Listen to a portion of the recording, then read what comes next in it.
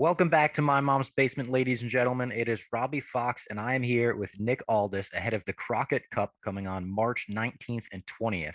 The NWA Crockett Cup, of course. I've been doing a bunch of these interviews with NWA talent. We're really hyping this show up because both shows are going to be huge. Nick, how are you doing? I'm doing good. I got back from Poland a few days ago.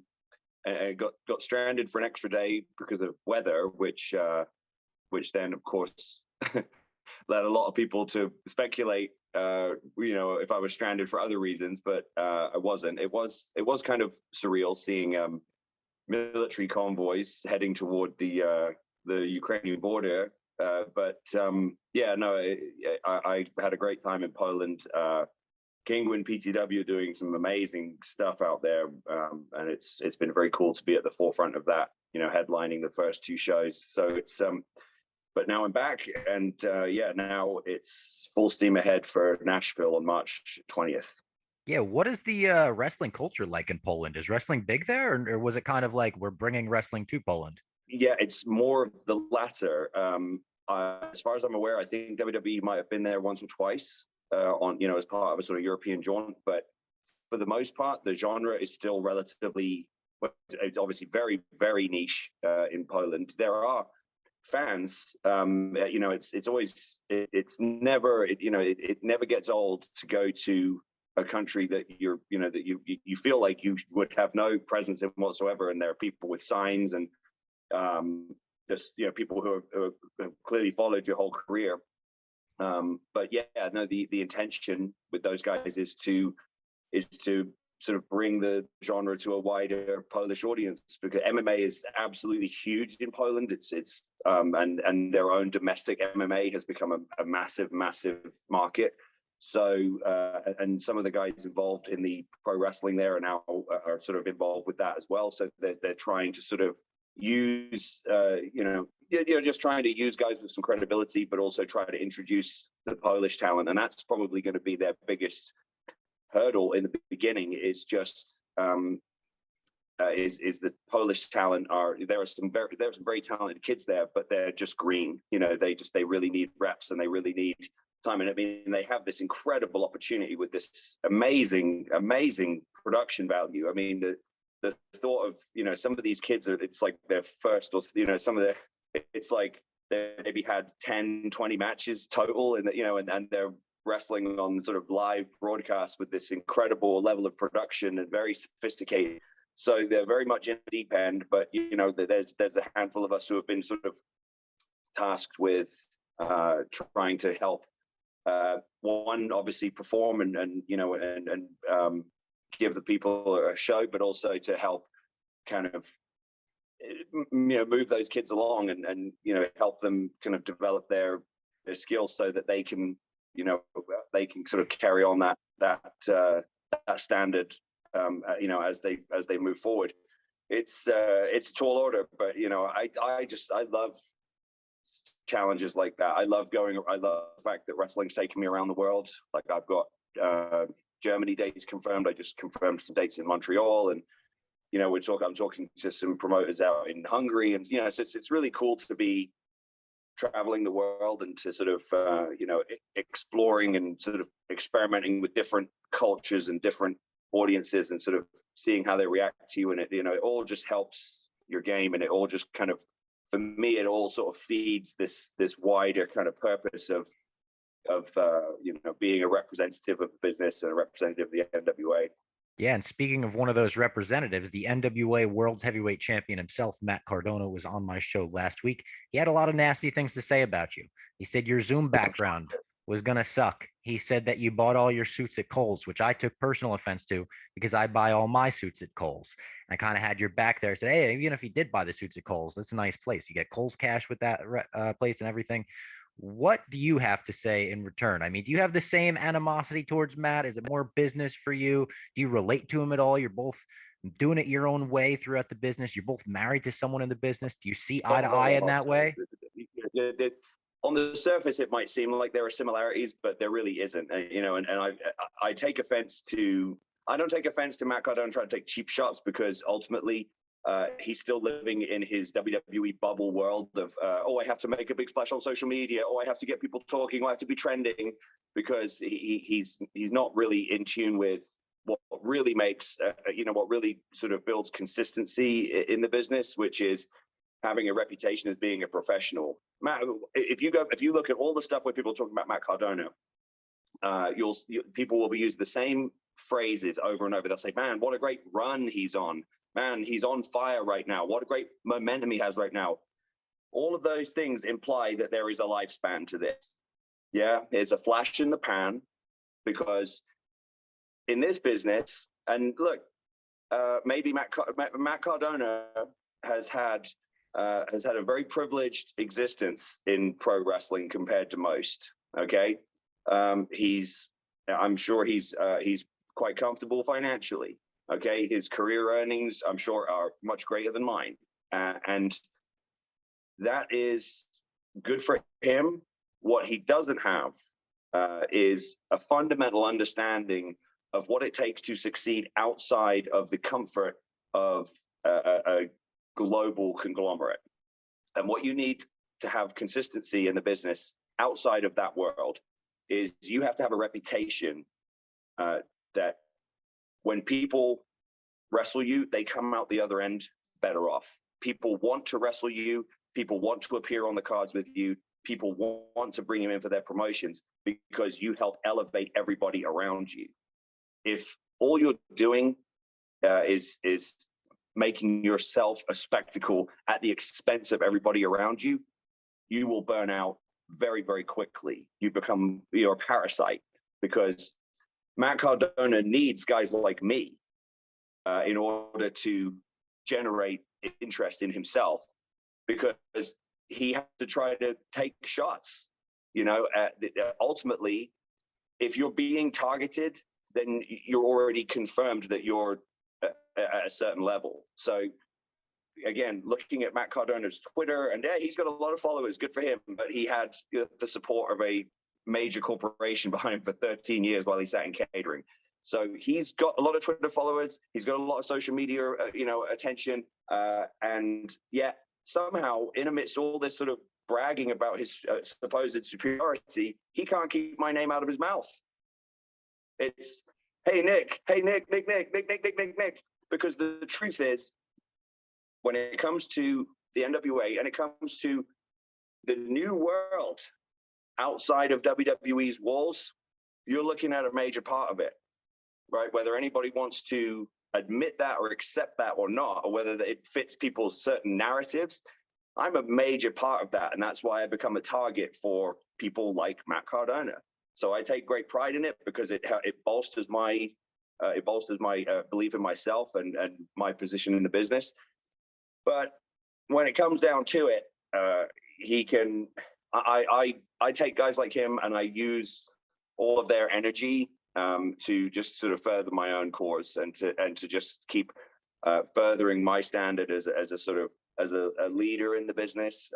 But the truth is, when it comes down to it, March 20th, people can make the direct comparison. Okay, because Matt Cardona is the kind of guy who he lives off of perception without proof. Yeah, he's a guy who he can use things like social media, where 80-90% of the people are just reading the headline, just looking at the pictures, not actually checking out any of the substance.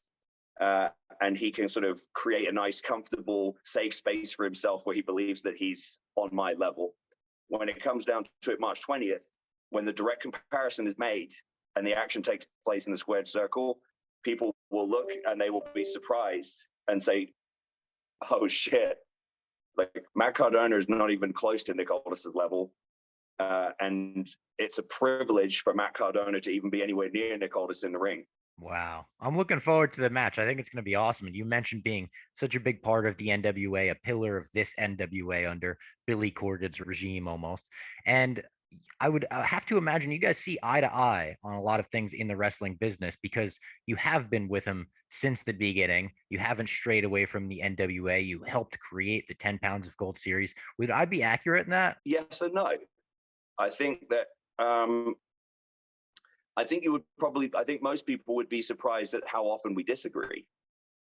I think that, but I think people, for me, being a professional is being able to disagree and still being able to move forward with whatever decision is made, in the long run. That's not always easy. There are certain things that I would do differently. There are certain things that I, wouldn't necessarily do if it were my company, but it is not my company. Matt Cardona is a perfect example. I was one of the people from the beginning sort of saying, don't you think the timing of this is a bit suspect? As soon as I lost the belt to Trevor in St. Louis, it was, you would not believe the amount of carnies that came out of the woodwork, suddenly offering their services as some sort of, let me come and help the NWA because look at all my Twitter followers. And, I was in WWE, so I know how that system works. No, you don't. You don't know how the system works. You don't have any of the entrepreneurial spirit of Vince McMahon. You showed up, you got a paycheck. And in Matt Cardona's case, they forgot you were there, and for a long time. And you were very, very fortunate. And hey, good for you. I hope he's invested his money. From what I understand, he's got people doing that for him. So again, he's a privileged guy, and I don't have any ill will toward him in terms of what he has done. I have ill will toward him based on his disrespect of me directly, because even in the beginning, when he was running his mouth about the NWA, and again, I'm not going to stand here and say I absolutely agree with every decision that Billy makes, but once you agree to take somebody's money, in my opinion, you also agree to fulfill your obligations to help them with their professional vision. You don't take their money and then shit on what they're trying to do, right? And again, when he took shots at Trevor, that wasn't my fight. Yeah, like Trevor's a big boy; he can take care of himself.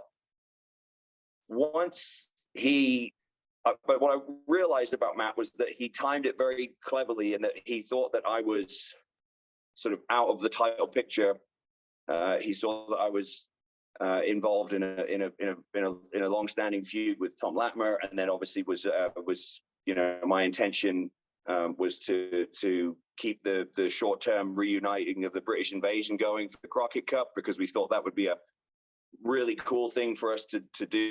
We've held the IWGP belts, we've held the TNA belts, we've wrestled all over the world together. Doug's had he's come out of retirement and he's had a great run since he's come back. And we thought, hey, the Crockett Cup would be great for the British invasion. And then once what I came to realize was that Matt Cardona was taking full advantage of this and trying to essentially avoid the true test of the NWA, which is me. So we threw all the plans out the window and everything changed, because I basically said, I had my spinach and I said, that's all I can stand. I can't stand no more. Right. And here we are. Yeah, and I've been following your career in the NWA pretty closely through the 10 pounds of gold series. It's one of my favorite wrestling pieces of content that comes out regularly. And I understand you were pretty instrumental in making that with Billy and Dave Lagana back in the day. It seems to me like you have to love the art of selling a match to be really heavily involved in something like that. Was that something that you always loved as a fan of wrestling, or is that something that you learned to love through making something like 10 pounds of gold? No, it's always something that I loved, and it was always something that I understood as really to me, it's really, I'm a big believer in the 80-20 principle. I'm a small business owner. In the end, I won't go off on too much of a tangent here, but the 80-20 principle, if you're not familiar with it, is basically a sort of universal law that basically, in most cases, whether it be sort of physical output, mental output, work output, business, drivers, revenues, etc. 80% of your gains will come from 20% of your effort. So there's usually a sort of, and the same can be said of wrestling rosters, right? That's why we have top guys and we have mid-card guys and so forth, because 80% of your business is going to be generated by like 20% of your roster. So for me, I always believed that really 80% of effective pro wrestling is the selling of the match ahead of it. But if you take the overall sort of amount of work involved, that might only be 20% of the actual output, right, of the actual work. But I believed it to be so important always, and it really only occurred to me when I started to be more heavily involved in that process that, man, my instincts on this are pretty strong, because I've spent my whole life studying this stuff without even realizing it. And all you have to do is look at real sports, right? Particularly combat sports, the UFC and HBO boxing, Showtime boxing, and now, DAZN and other places. All you have to do is look at how they've evolved over the last 20 years to see how much they borrowed from pro wrestling in terms of the, guys like David Sahadi, who I've been privileged enough to work with and learn from. They were making, they were making movie trailer sort of quality build-up videos for, every match. For me, it was always, even when WCW was quote unquote winning, against WWE in the peak of the Attitude Era, for me, I always preferred WWF simply for that reason, because, WCW, their packages were, they were fine, but they were kind of a little basic, a little thrown together, a little bit kind of, generic library music and a few slow-mo images and whatnot. And then you had guys like Sahadi who were just, who were innovating these incredibly powerful 2 or 3 minute pieces. And it dawned on me over time that I always, whenever I thought of important matches in my career, or important moments that I wanted to try and accomplish, I was always thinking of that part of it as much as the actual execution of the thing itself. And then, so when the NWA opportunity presented itself, I was shown enough respect to basically, for Billy to basically take a chance on that idea, and for me to say, let's spend less time just creating a product and more time creating the sort of anticipation for the product, because that is the product. Mm-hmm. Right? Like some of the I've look, Matt Cardona has been one of the people beating this drum, and Bad Take Bully Ray and other people. They've said, the old ways don't work anymore, and there's a difference between being old school and being stuck in the past and all that stuff. Well, clearly, whenever someone says that, they clearly haven't been paying attention to what we've done, because we've also innovated a ton of stuff. But what we've done is traditional values with a modern delivery. So what I've always believed is that regardless of the way that it presented, the true core values of wrestling never really change, right? You're creating a conflict between 2 strong personalities, and the hope is that you generate enough emotion in the viewer for them to have a vested interest in the outcome one way or the other. Yeah. Right. I don't care if people like me or not. I don't care if people think I'm a good worker, or if I do enough cool moves, or if how many star ratings my matches are. I don't care about that stuff. I care about consistently being a guy who, when I'm in the main event, when I'm in a match that has, that has been built over time, that by the time we get to that match, there is a significant emotional investment and a significant interest from the viewers, be it for me or against me. Perfect example of that being Cody. I never presented myself as the villain in that situation. I never sort of went out and said, I hate Cody's guts. I don't hate Cody, but I was absolutely adamant that, hey, this is not just going to be about Cody, right? Like, this moment's going to be, this is where you're all going to realize that the actual, the true element of this that was the secret sauce was me. The same way that when with all the NWA title matches in the last few years, right? The constant was the national treasure, and I take a lot of pride in that. That's what I set out to do. And I tried to do it in a modern way. In other words, I tried to look at if Harley Race or Nick Bockwinkel or Ric Flair, or Dory Funk Jr., if they were around today, how would their matches be built and presented? Right? Like, and so again, it sounds so, and I really don't mean it to sound condescending, but I just want it to be presented like a sport, like a prize fight. Mm-hmm. It's just somewhere along the way, I feel like the wrestling business kind of got lost because all the other sports started taking all our shit and doing it like, and then we stopped doing it and we started doing something else, and couldn't figure out why interest was waning. And it's like, no, the answer is right there in front of you. We're just it's been grossly over engineering this thing.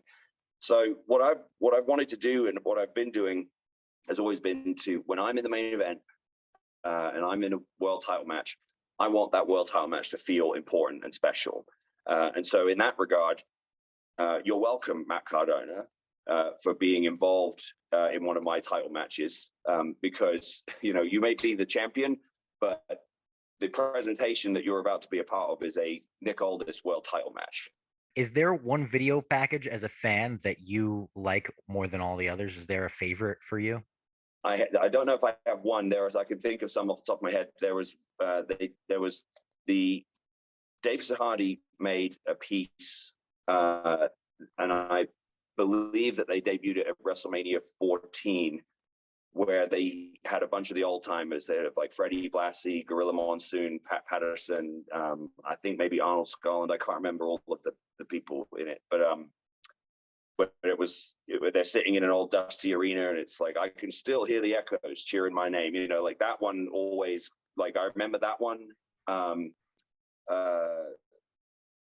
WWE have made so many incredible packages. One that I'm thinking of, and I'm not sure why this one's coming to me. Maybe just, but the package that they did. This one doesn't get talked about a lot, but the package they did for Hogan and Shawn Michaels at SummerSlam was actually a really incredible package.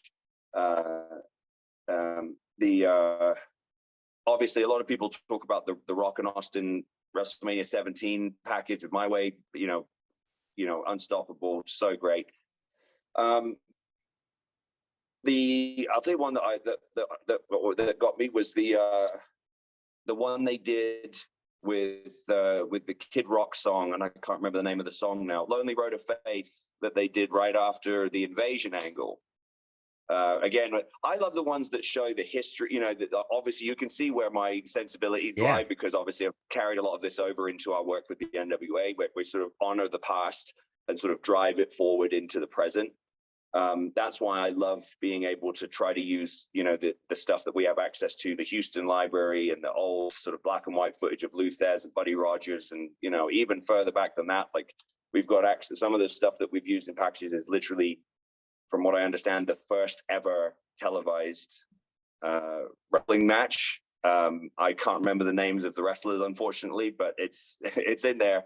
You'll see it used quite a bit because it's one of my favorite, like, just little snippets, because to me it just, whenever you can layer a story with history. Look, the NWA, I don't, we're not under any illusion that we're this big player. Yeah. Right. Like, my analogy is always like, I want this place to be like the In-N-Out Burger of wrestling, right? Where it's kind of like, we ain't trying to take over the world. We just want, when you have the opportunity to sample the NWA, we want you to be excited about it and to be like, oh yeah, like, let's go, like, I can't wait to, get stuck into this. Like, this will be good. This will be quality. Do we always hit the mark? No. Does anyone always hit the mark? No. But again, that's where my personal ownership of my stuff comes in, because what I can control is that whenever my name is on the marquee in the main event, I want people to be confident that, okay, I'm going to buy this pay-per-view, or I'm going to, in this case now, subscribe to All Access, $4.99 for Christ's sake, right? I want people to feel like, okay, this one's worth my 3 hours, okay? Because I understand it, right? Like, if you're going to take 3 hours out of your day to watch a wrestling show, and I'm on last, I want you to come away from that feeling that time was worthwhile, regardless of who I'm in there with, and whether I think they're an asshole or not. Yeah, absolutely. I got one more for you. Being this is the Crockett Cup, and we're talking about a lot of tag teams, who is your favorite tag team of all time and why?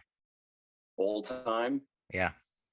I guess for me, it's probably a tie between the Rock and Roll and the Midnights. Yeah. Mainly because of their matches with each other. I think the Fabs don't get enough love in that respect. When we talk about historically great tag teams, the Fabs were unbelievable. And then I have to say, look, I'm a '90s kid, so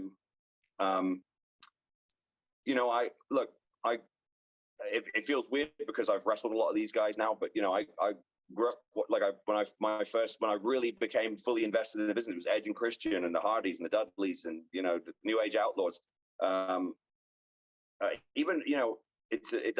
X-Pac and Kane were a great tag team for a while. They were amazing. Yeah, with one of the most devastating and breakups ever. That one, some people still aren't over that. Absolutely. And Beer Money,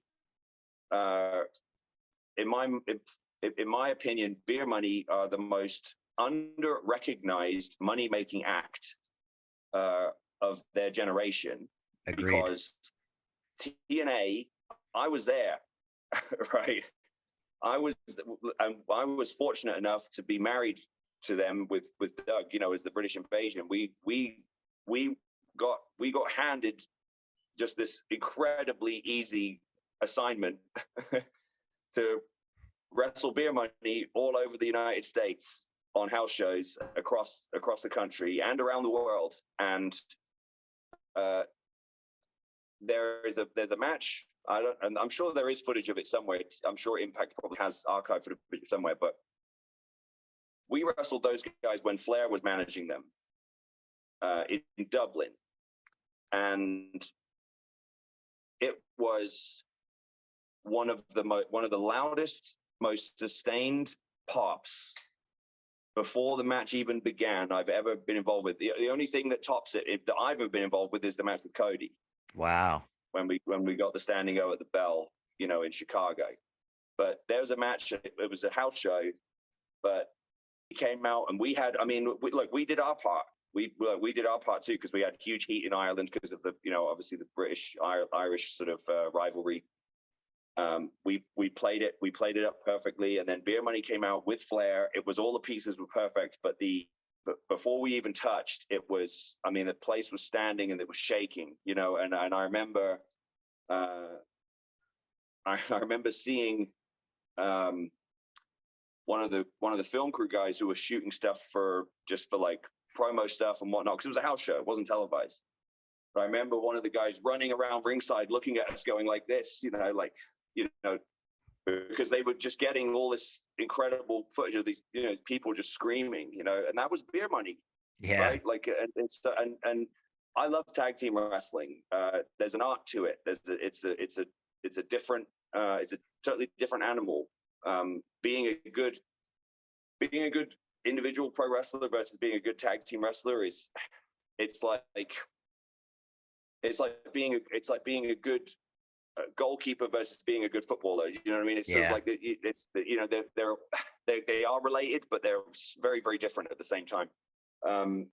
So yeah, those are some of the ones that stand out, and I hope that with the Crockett Cup this year, God, there's a lot of teams, and some of them I'm unfamiliar with. So it's like, but it's a good opportunity for a lot of these guys to show themselves, and we've got the Briscoes in there, and La Rebellion, who have been doing some great stuff south of the border, and obviously won the tag belts in the NWA. So it's like, there's the thing for me about the Crockett Cup that's, aside from the main event, is that you'll have an opportunity to see a lot of fresh matchups, and you might have a chance to sort of witness the kind of, the introduction, of a lot of teams, of a lot of people, sort of to a level up from what they've been doing before.